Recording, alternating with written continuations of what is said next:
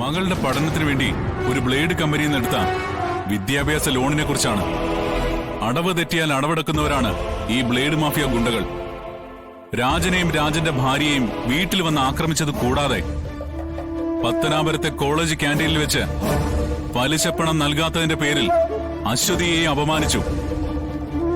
വീട്ടിലെ ദാരിദ്ര്യാവസ്ഥ കൂട്ടുകാർക്ക് മുമ്പിൽ രഹസ്യമായി വെച്ചിരുന്ന അശ്വതിയെ കൊള്ളപ്പലിശക്കാർക്ക് വേണ്ടി പണിയെടുക്കുന്ന മനസ്സാക്ഷിയില്ലാത്ത ഈ വർഗം ആ പെൺകുട്ടിക്ക് നൽകിയ തിക്താനുഭവങ്ങളുടെ പരിണിത ഫലമാണ് യുവർ ഓണർ.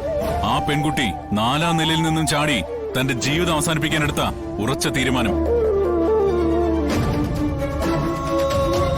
ഒരു പെൺകുട്ടി അങ്ങനൊരു തീരുമാനം എടുക്കണമെന്നുണ്ടെങ്കിൽ, പ്രത്യേകിച്ച് പഠിച്ച് നല്ലൊരു നിലയിൽ എത്തണമെന്ന് ആഗ്രഹിച്ചു വന്ന പെൺകുട്ടി ഇത്രയും കടുത്തൊരു തീരുമാനം എടുക്കണമെങ്കിൽ അതനുഭവിച്ച മാനസിക ബുദ്ധിമുട്ട് എത്ര വലുതായിരിക്കും.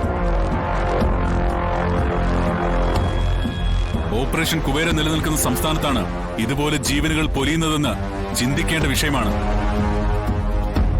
1958 മണി ലെൻഡേഴ്സ് ആക്ട് പ്രകാരം ലൈസൻസ് ഇല്ലാതെ പണം പലിശയ്ക്ക് കൊടുക്കുന്നത് നിയമവിരുദ്ധമാണ്.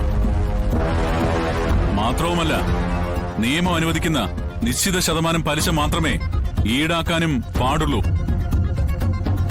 ഇവിടെ അങ്ങനെ എത്ര പേര് ചെയ്യുന്നുണ്ട്? മറ്റൊന്ന്, എക്സ്ബിറ്റ് നമ്പർ P2. ഇത് നടന്നത് എറണാകുളം ജില്ലയിലെ ഉദയംപേരൂർ എന്ന സ്ഥലത്ത്.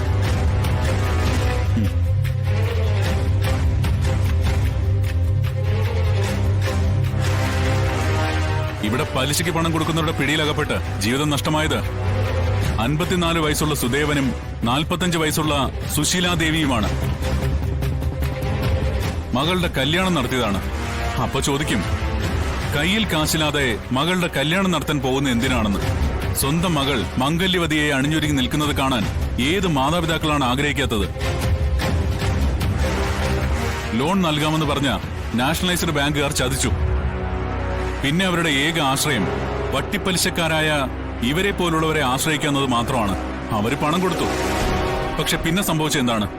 6 മാസത്തിനുള്ളിൽ പലിശയും പലിശയുടെ പലിശയുമായി ആ കുടുംബം കടക്കണിയിലായി. കല്യാണ പെണ്ണിന്റെ കഴുത്തിലും കാതിലും കിടന്നൊക്കെ ഊരി വാങ്ങിച്ചിട്ടും കടം തീർന്നില്ല. പെണ്ണിനെ ചെറുക്കൻ വീട്ടുകാർ ഉപേക്ഷിച്ചു. മകളുടെ ജീവിതം തകർന്നെന്ന കുറ്റബോധത്താൽ ആ അച്ഛനും അമ്മയും ട്രെയിനിന് മുന്നിൽ ചാടി ആത്മഹത്യ ചെയ്തു. ആ പെൺകുട്ടി ഇപ്പോ കാക്കനാടുള്ള മെന്റൽ ഹോസ്പിറ്റലിൽ മനസ്സ് തകർന്ന അവസ്ഥയിൽ ജീവിതം തകർന്നു കിടക്കുന്നു. ജീവിച്ചിരിക്കുന്ന രക്തസാക്ഷിയെ പോലെ.